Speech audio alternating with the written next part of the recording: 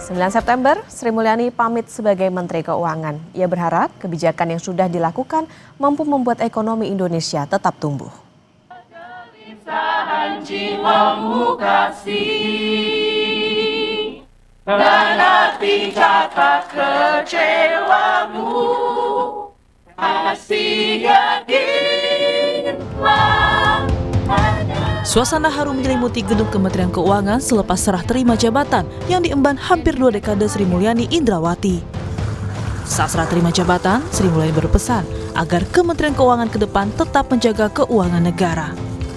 Untuk jajaran Kementerian Keuangan, saya titip untuk terus menjaga keuangan negara dan Kementerian Keuangan sebagai pilar stabilitas dan instrumen yang luar biasa penting untuk mewujudkan keadilan sosial bagi seluruh rakyat Indonesia dan kesejahteraan masyarakat Indonesia serta kemajuan bangsa.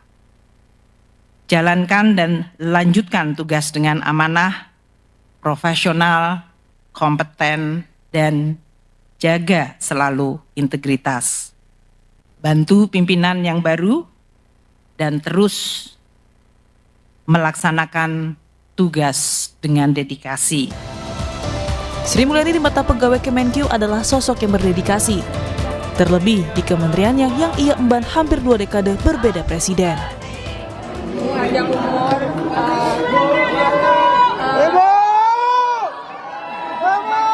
waktu sama cucu-cucu, terus makin banyak waktu sama suami, jalan-jalan sore, pokoknya kita cuma bisa wishing ibu sehat-sehat, happy.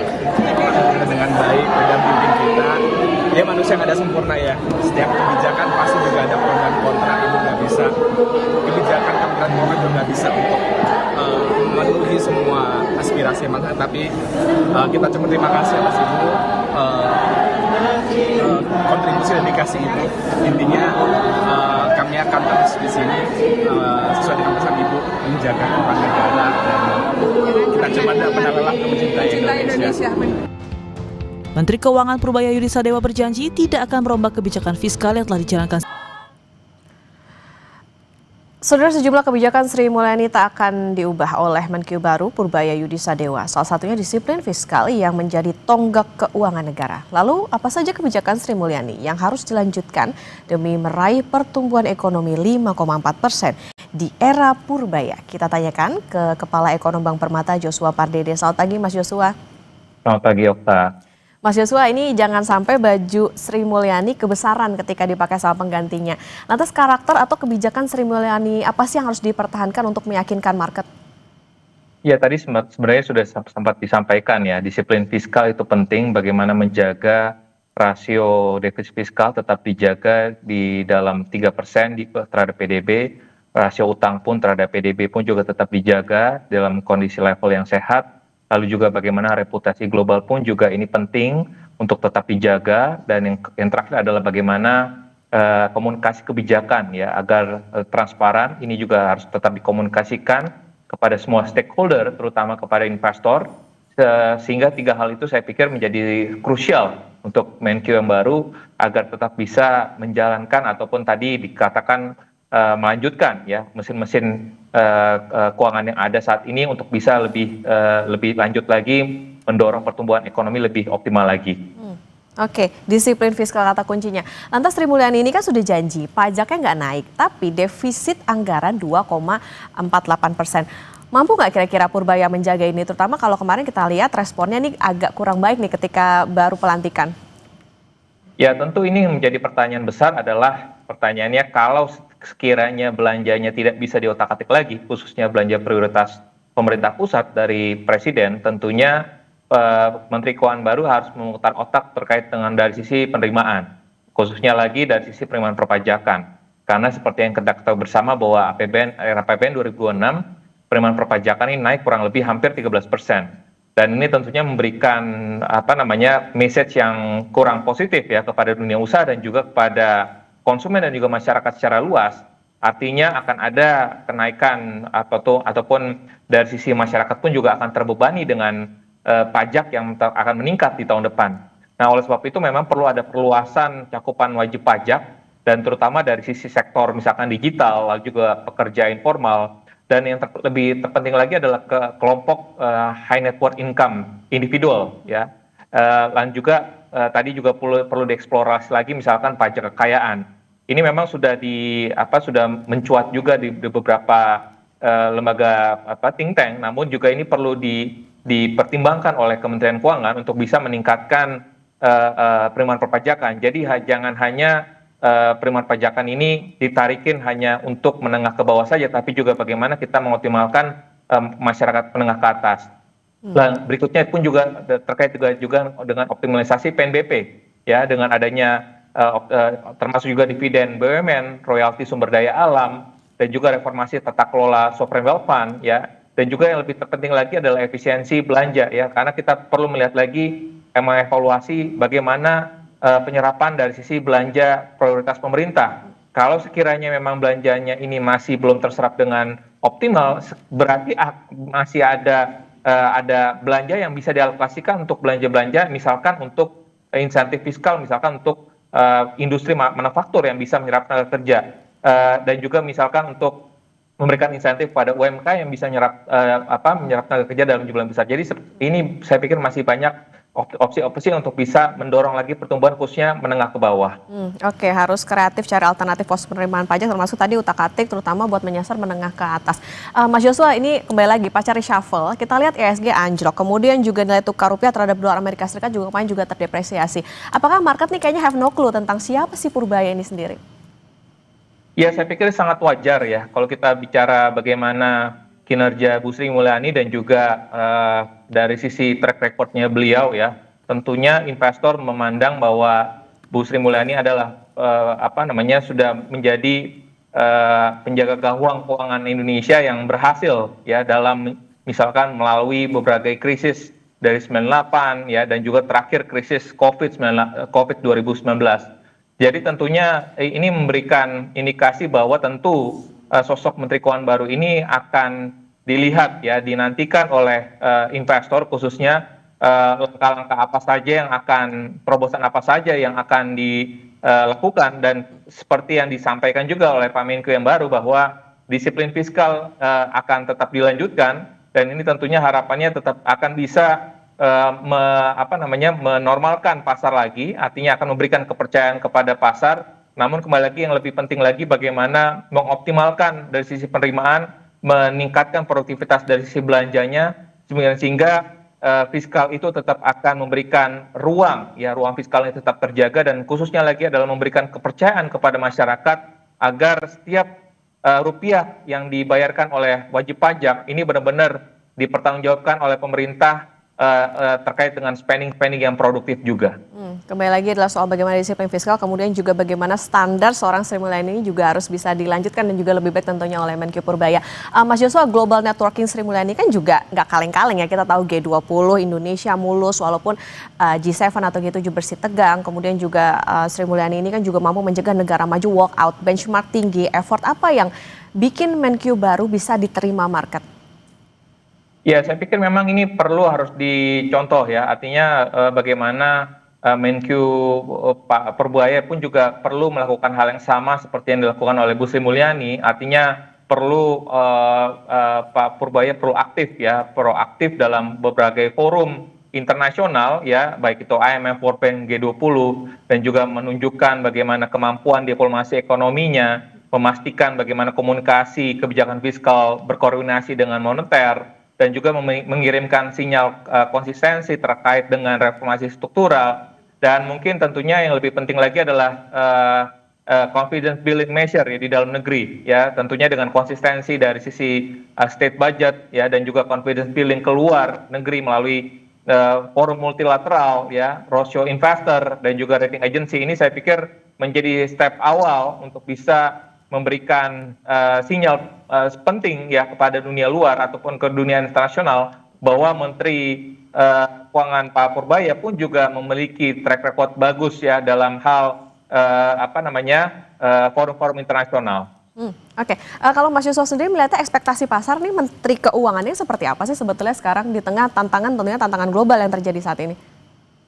Ya tentu yang lebih penting adalah dari sisi investor adalah khususnya investor di pasar obligasi adalah menjaga tadi disiplin fiskal. Defisit fiskal ini perlu dikonfirmasi ulang lagi bahwa sekalipun memang tentu reshuffle ini tentunya memberikan indikasi bahwa profil dari Pak Purbaya adalah cenderung pro growth ya, seperti yang juga disampaikan pada saat press conference pelantikan beliau di istana. Dan namun di sisi lainnya pun tentunya Pak Purbaya pun juga perlu meyakinkan kepada para investor bahwa sekalipun nanti kebijakan fiskal akan cenderung pro growth ataupun agresif, namun tetap akan ada pakemnya dalam hal ini, akan ada disiplin fiskalnya ya, sekalipun memang tadi akan akseleratif fiskalnya tentu, tapi tetap akan menjaga disiplin fiskal, dan di saat bersamaan pun juga peran dari otoritas fiskal akan juga menghargai atau menghormati independensi dari sisi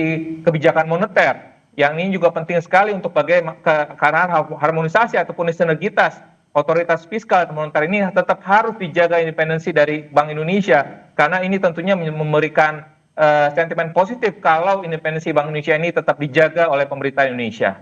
Oke, Mas Joshua, tapi ada juga nih langkah Sri Mulyani yang konservatif untuk daya beli. Apakah Menkyu yang baru ini sekedar harus meneruskan aja atau harus bikin gebrakan baru, misalnya menaikkan standar penghasilan bebas pajak dan lain sebagainya? Ya tentu, saya pikir ini beberapa simulasi ataupun exercise dari state budget ini tentunya akan terbuka. Namun tentunya hal tersebut harus bisa dikomunikasikan lagi kepada Presiden dan juga seluruh KL yang lain, dan juga khususnya kepada DPR ya, apabila dimungkinkan dengan kondisi global yang saat ini memang kondisinya sekiranya memang kondisi risk sentimennya sudah mulai membaik, tentu pemerintah ataupun dengan tadi mempertimbangkan misalkan produktivitas dari MBG let's say di tahun ini sekiranya belum cukup optimal, tentu pemerintah bisa mempertimbangkan alokasi anggaran MBG di tahun depan itu bisa dialokasikan ke pos-pos lainnya yang bisa tadi mengakselerasi misalkan insentif sektor padat karya seperti manufaktur agar bisa membatasi PHK atau bisa memberikan insentif agar ada penyerapan tenaga kerja, memberikan insentif pada UMKM, ataupun juga bisa memberikan fasilitas ataupun memberikan dorongan positif ya, misalkan ada pemangkasan PPN. Ini saya pikir akan bisa mendorong spending yang cukup signifikan, mengingat dalam jangka pendek ini pertumbuhan ekonomi kita sangat ditopang oleh konsumsi masyarakat, sehingga dari sisi relaksasi PPN ini akan sangat mendrive pertumbuhan ekonomi jangka pendek. Oke, ada banyak PR tentunya yang menanti ke Menkyu Purbaya ini setelah peninggal Menteri Keuangan Sri Mulyani sebelumnya. Nah, Mas Joshua, kalau dilihat dari pasar saham, apakah saham perbankan ini bisa dikatakan jadi tumbalnya investor asing yang kabur? Sampai kapan ini bisa terjadi? Ya, kalau kita lihat memang ada beberapa faktor tentunya. Kalau kita lihat dalam 2 hari terakhir ini regional Asia cenderung cukup positif, dan di sisi lainnya memang pasar saham dan juga pasar obligasi domestik cenderung terkoreksi akibat beberapa sentimen tadi wait and see terkait dengan profil ataupun sosok dari Menteri Keuangan yang baru saat ini. Namun tentunya dengan kalau kita mengikuti kemarin serah terima jabatan di Kementerian Keuangan sendiri, Pak Menkyu sendiri sudah mengatakan bahwa disiplin fiskal akan tetap dilanjutkan. Tentunya ini memberikan konfirmasi, kejelasan lagi bahwa disiplin fiskal akan berlanjut ya, sekalipun memang akan akseleratif pro growth ya dari sisi kebijakan fiskalnya, dan tentunya harapannya dalam jangka dan tentunya harapannya kita melihat bahwa kondisi dari sisi globalnya di mana The Fed akan berpotensi kembali lagi memangkas suku bunganya, lalu juga suku bunga Bank Indonesia pun juga masih tetap berpotensi untuk memangkas suku bunganya, sehingga mestinya